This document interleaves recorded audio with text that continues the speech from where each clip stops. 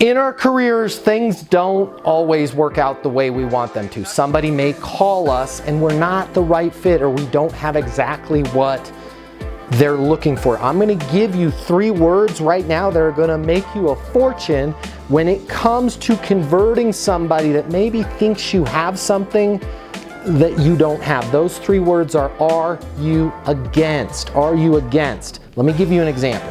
Let's say you're leasing apartments and you don't have 3-bedroom apartments.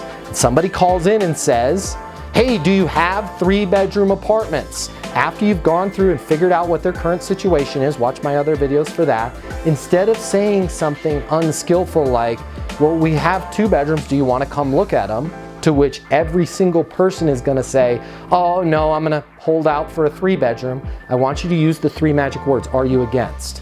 Right? You know, based on what you're telling me with the size of space, I do have a few 2 bedrooms that are much larger and could be a fit for what you need. Are you against coming by and taking a look today? Listen to what the dialogue was in your head. When I say it in those terms, are you against coming by and taking a look today? That person's going to be much more likely to be reasonable. And I'm not against it. There's no pressure there. It doesn't feel like I'm trying to force something upon you.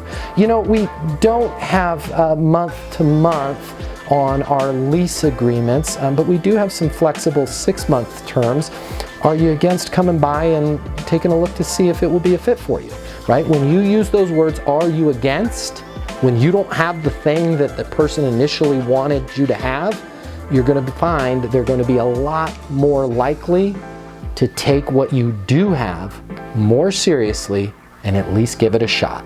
My name's Matt Easton. Consider following me for more tips on how you can be successful in business and life.